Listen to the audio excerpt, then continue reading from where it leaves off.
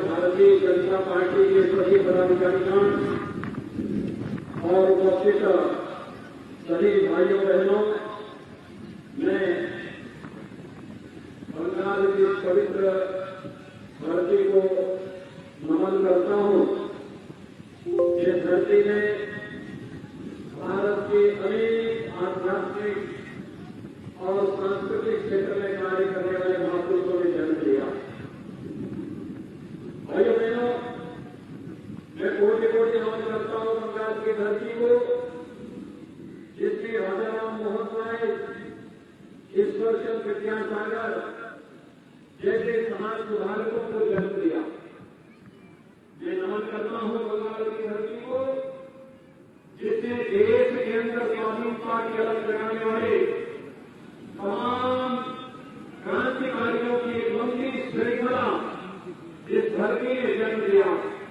और मैं बंगाल की धरती को नमन करता हूं, क्योंकि बंगाल की धरती भारत की एक ऐसी धरती है जिसने वैज्ञानिकों को, संस्कृति कर्मियों को, कलाकारों को और साहित्यकारों की लंबी श्रृंखला मिली।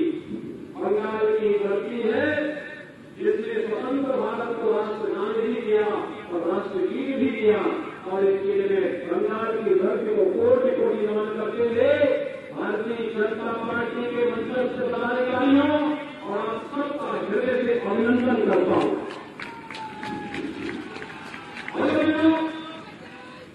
बंगाल के अंदर चुनाव चल रहे हैं, लेकिन चुनाव हमारे लिए सत्ता परिवर्तन का माध्यम मात्र नहीं है। ये चुनाव हमारे लिए बंगाल की खोई हुई प्रतिष्ठा, बंगाल की खोई हुई पहचान को पुनर्स्थापित करने का एक माध्यम है। और इसीलिए प्रधानमंत्री मोदी जी के संकल्पों के अनुरूप सोनार बांग्ला के सपने को साकार करने के लिए भारतीय जनता पार्टी चुनाव में आपके बीच में आई है। आप सबसे कहने लगे कि आपने 20 वर्ष कांग्रेस को दी, आपने 20 से 31 वर्ष कम्युनिस्टों को दिए, आपने 10 वर्ष टीएमसी को दिया, लेकिन बदले में पाया क्या?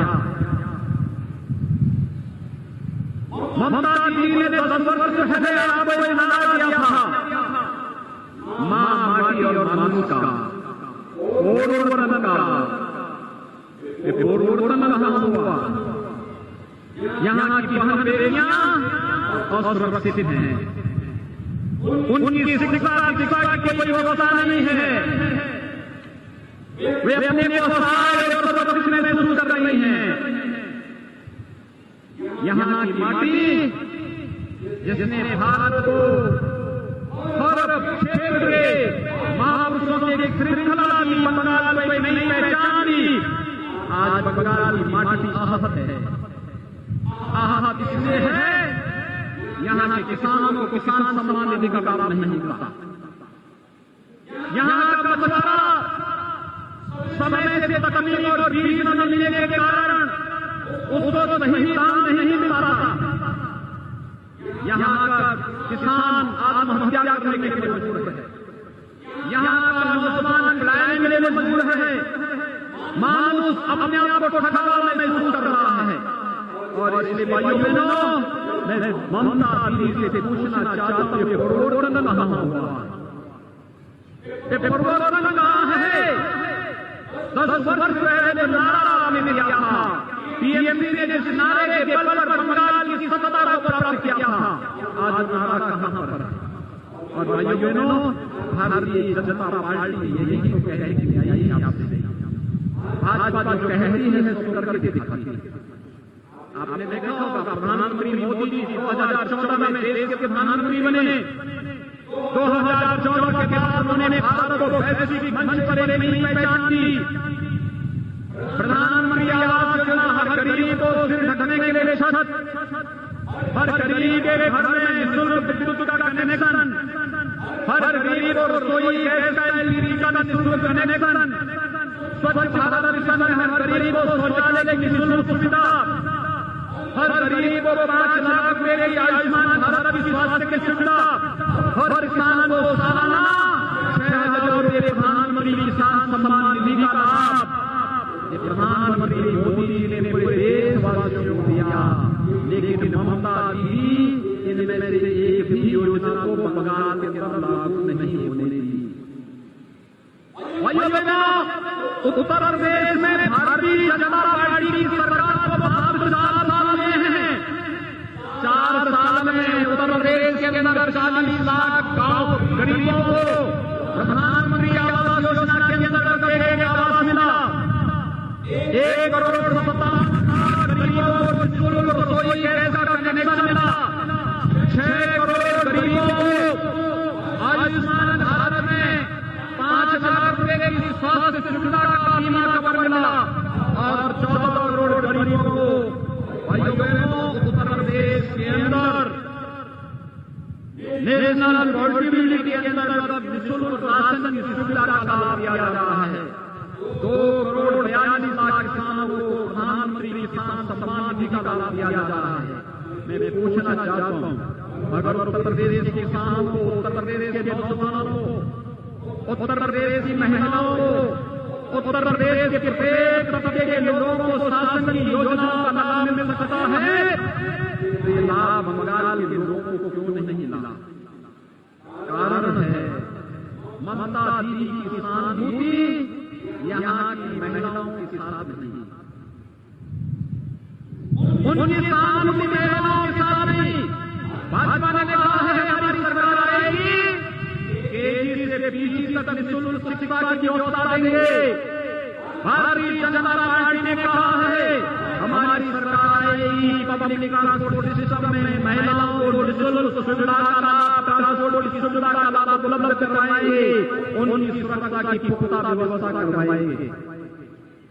लेकिन टीएमसी क्यों नहीं कर पाई? टीएमसी विकास में रुचि नहीं। जब हम टीएमसी की बात कर रहे हैं तो भाइयों बहनों मेरे सामने एक दृश्य सामने आता है। शेखाने दुर्नीति, शेखाने टीएमसी, सारा टीएमसी, नारा टीएमसी, जल चूरी टीएमसी, तिरपाल चूरी टीएमसी, हर घोटाले में टीएमसी, हर भ्रष्टाचार में टीएमसी, हर अराजकता में टीएमसी। ममता दीदी की रुचि बहन बेटियों की सुरक्षा में नहीं, उनकी उन्नति में नहीं, उनके उन्नयन में नहीं। ममता दीदी की रुचि गरीब को आवास देने में नहीं। ममता दीदी की रुचि युवाओं को नौकरी और रोजगार देने में नहीं। ममता दीदी की रुचि किसानों को आमदनी का दुगना दाम देने में नहीं। ममता दीदी की रुचि तो दुर्गा पूजा को प्रतिबंधित करने में है। ममता दीदी की रुचि तो मां सरस्वती की पूजा को रोकने में है। ममता दीदी की रुचि तो वो हत्यारों के प्रति सहानुभूति की है। ममता दीदी की रुचि तो गरीबों के हक पर डकैती डालने वाले टीएमसी के गुंडों के साथ है। और इसलिए भाइयों बहनों ममता दीदी हर एक बात में गुस्सा होती है, हर कार्य में गुस्सा होती है। भाजपा का कार्यकर्ता या बंगाल का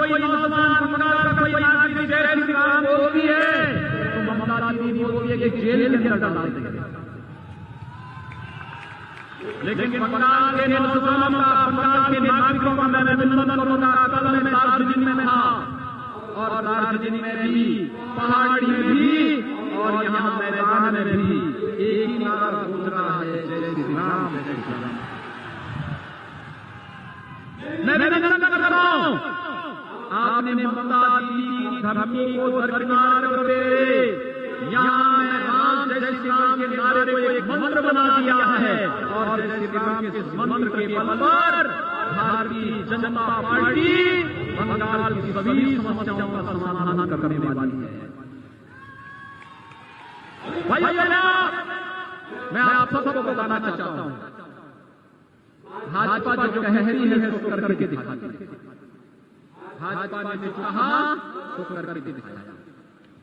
आप जम्मू कश्मीर के अंदर देखिए, इसी बंगाल की धरती पर पैदा हुए डॉक्टर श्यामा प्रसाद मुखर्जी कोलकाता विश्वविद्यालय के सबसे छोटी उम्र में, मात्र 33 ईयर्स की उम्र में उन्हें कुलपति बनाया गया था और भारतीय जनसंघ के संस्थापक अध्यक्ष बने। डॉक्टर श्यामा प्रसाद मुखर्जी ने कांग्रेस की कुटिल चालों को समझा था। कांग्रेस ने आतंकवाद की जड़ आर्टिकल 70 को जब भारत के संविधान में डालने की चेष्टा की थी, तब उसका विरोध किसी ने किया था। इसी बंगाल की धरती पर जननी डॉक्टर श्यामा प्रसाद मुखर्जी ने किया था और बंगाल की धरती से उन्होंने नारा किया था, एक देश में दो प्रधान, दो निशान, दो विधान नहीं चलेंगे, नहीं चलेंगे। डॉक्टर श्यामा प्रसाद मुखर्जी बलिदान है कश्मीर के लिए, लेकिन डॉक्टर श्यामा प्रसाद मुखर्जी के सपने को साकार किया है भारत के यशस्वी प्रधानमंत्री नरेंद्र मोदी जी ने। आज कश्मीर में भारत समाप्त। आज बंगाल का नौजवान भी अगर कश्मीर के अंदर मकान और जमीन खरीदना चाहता है, प्रधानमंत्री मोदी जी और गृह मंत्री अमित शाह जी ने आपको यह अधिकार दे दिया है कि आप भी जाकर के जम्मू कश्मीर के अंदर विकास की प्रक्रिया का हिस्सा बन सकते हैं। भाइयों बहनों, 500 वर्षों से भारत के राम भक्त की यही तमन्ना थी, अयोध्या में भगवान राम का भव्य मंदिर बने। कांग्रेस, टीएमसी, कम्युनिस्ट कभी नहीं चाहते थे। ये मार्ग में पागल थे। प्रधानमंत्री मोदी जी आए, उन्होंने सभी बाधाओं को दूर किया। उत्तर प्रदेश में भाजपा की सरकार आई, सभी बाधाओं को दूर कर दिया। आज अयोध्या में भगवान राम के भव्य मंदिर के निर्माण कार्य का शुभारंभ प्रधानमंत्री मोदी जी ने कर दिया। भाजपा जो कह रही है सो करके दिखाती है। सोनार बांग्ला के सपने को भाजपा ही साकार करेगी और इसीलिए आज हम सब आपके पीछे आए हैं। भारतीय जनता पार्टी विकास और सुशासन के अपने मॉडल के साथ आपके बीच में है। जहां भी भाजपा की सरकार है उसने बिना भेदभाव के विकास किया। हमने तो कहा, हमने जाति, पात, मजहब, क्षेत्र, भाषा के आधार पर विकास को नहीं बांटा। भाजपा का मंत्र है सबका साथ, सबके विकास का।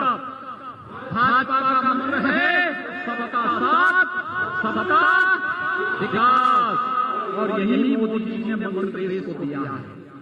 मोदी जी के मंत्र के अनुरूप भारतीय जनता पार्टी आपके बीच में है और इसीलिए संगमेर विधानसभा क्षेत्र से भारतीय जनता पार्टी ने श्री प्रभाकर पंडित जी को अपना प्रत्याशी बनाकर के आपके बीच में उतारा। मैं आपसे पूछना चाहता हूं, आप सभी भारतीय जनता पार्टी के समर्थन में, मोदी जी के समर्थन में सभी लोग हैं। आप लोग बोलिए, आप सभी लोग हैं, सभी लोग, सभी लोग दोनों हाथ लगा मेरे साथ बोलेंगे। दोनों हाथ आएंगे, आगे पीछे हाथ तक की आवाज जा रही है। दोनों हाथ लगा के मेरे साथ बोलेंगे, प्रभाकर पंडित कराओ, प्रभाकर कराओ। मेरे हाथ दोनों हाथ लगा के बोलेंगे, जय श्री राम, जय श्री राम, जय जय श्री राम, जय